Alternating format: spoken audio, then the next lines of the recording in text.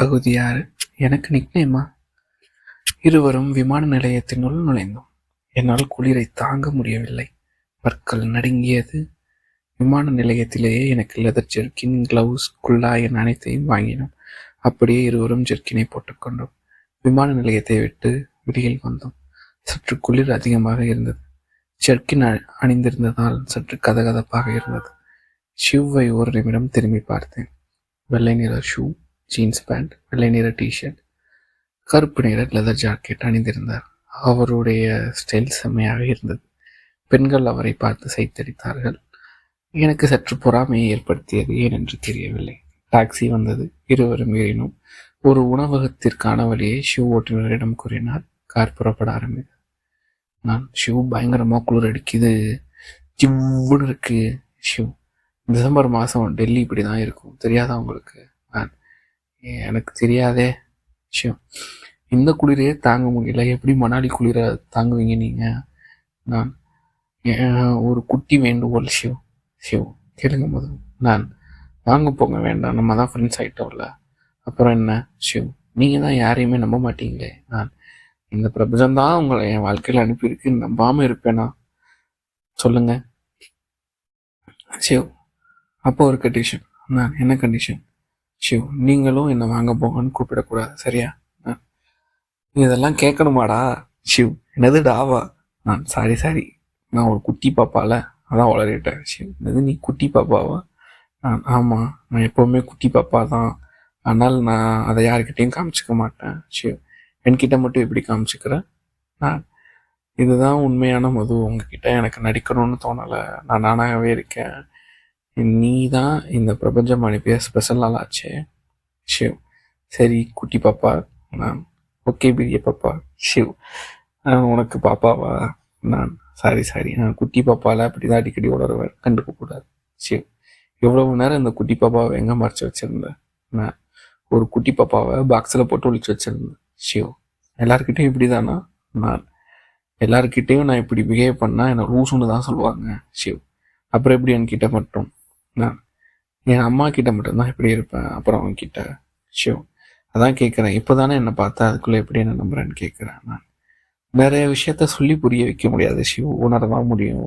என் மனசு சொல்லுச்சு, ஆனால் நம்பலான்னு அதான் நம்புகிறேன். உன்கிட்ட நான் நானாகவே இருக்கணும்னு தோணுது ஷிவ்.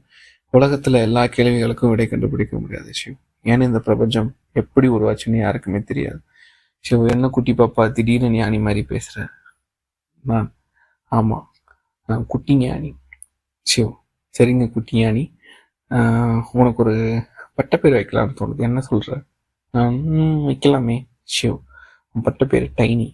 நான் என்னது டைனியா ஷிவ்? ஆமாம், உனக்கு தானே எல்லாமே குட்டியாக இருந்தால் பிடிக்கும், நீயும் குட்டி பாப்பா தானே, அதான் உன்னை டைனின்னு பேர் வச்சுருக்கேன்.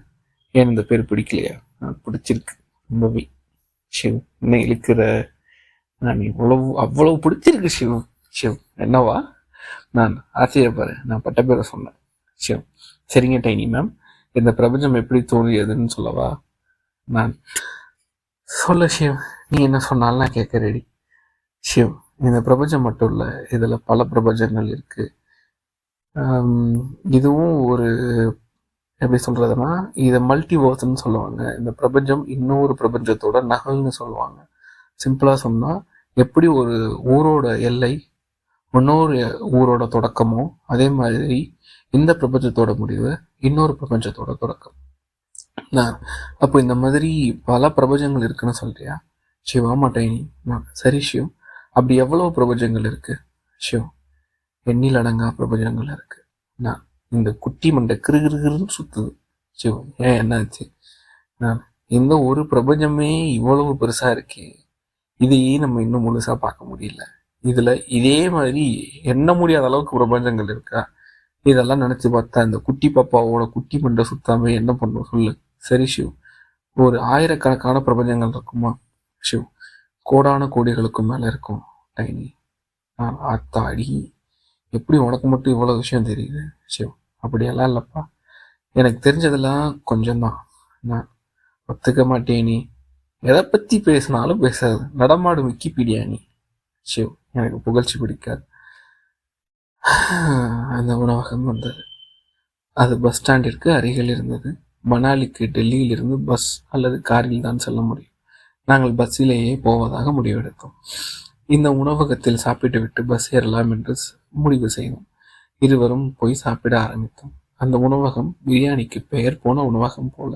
ஷிவ் எப்போது டெல்லிக்கு வந்தாலும் இங்கேதான் பிரியாணி சாப்பிடுவது வழக்கமாம். ஏனோ தெரியவில்லை, ஷிவை என் மனதுக்கு மிகவும் பிடித்து விட்டது. அவர் பேசும் விதம், என்னை கவனித்துக் கொள்ளும் விதம் எல்லாமே என் இரும்பு இதயத்தை ஏதோ செய்தது. உணர்ச்சிகளால் உடலும் உள்ளமும் என்னை ஏதோ செய்கிறது. 4 மணி நேரத்திற்கு முன்னால் யாரென்றே தெரியாத ஒரு நபர் இப்போது என் உள்ளத்தில் உணர்ச்சிகளால் உற்சாகத்தை ஏற்படுத்துகிறார். எந்த ஒரு ஆணிடமும் பேச தயங்கும் நான் இவரிடம் மட்டும் பல நாட்கள் பழகியது போல் நான் நானாகவே இருக்கின்றேன். ஷிவ் ஒரு மாய மந்திரவாதி போல. அவருடைய மந்திர வார்த்தைகளாலும் மாய செயல்களாலும் என்னை சிறிது நேரத்திலேயே என்னை ஏதோ செய்து விட்டார். ஒருவேளை எனக்காக இந்த பிரபஞ்சம் அனுப்பிய ஆள் இவராக இருக்குமோ தெரியவில்லை. கிஷோர் கூறியது எனக்கு ஞாபகம் வருகிறது. ஸ்பெஷலாக யாரையாவது வேண்டுமானாலும் நீ மீட் பண்ணலாம் என்ற வார்த்தை என் மண்டைக்குள் ஓடிக்கொண்டே இருந்தது. அதைவிட வயிற்றுக்குள் சுண்டலி ஓடிக்கொண்டிருந்தது. இரவு மணி 9:33. வாருங்கள், சாப்பிட ஆரம்பிப்போம். இருவரும் சாப்பாடு ஆர்டர் செய்தோம். அவர் பீஃப் பிரியாணி ஆர்டர் செய்தார். நான் சிக்கன் பிரியாணி ஆர்டர் செய்தேன். அரை கிரில் சிக்கன் என ஆர்டர் செய்து சாப்பிட ஆரம்பித்தோம். நான் ஒரு ஃபுடி கேர்ள்.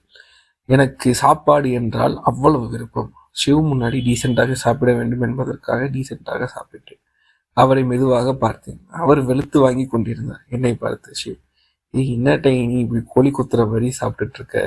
நான், அதுவா ஷிவ், உங்கள் முன்னாடி கொஞ்சம் டீசெண்டாக ஸ்டார்ட் பண்ணும்ல, அதான் ஷிவ். அம்மா வெளுத்து வாங்க, நான் எதுவும் நினைக்க மாட்டேன். நான் ஒரு ஃபுடி தான். நான் இப்போ பாருங்க ஷிவ் எப்படி சாப்பிட்றான்னு. Shiv good girl. ஷிவ், நான் என்ன ஷிவ், மாட்டுக்கறிலாம் சாப்பிட்றீங்க? ஷிவ், ஏன் மாட்டுக்கறிலாம் சாப்பிடக்கூடாதா என்ன?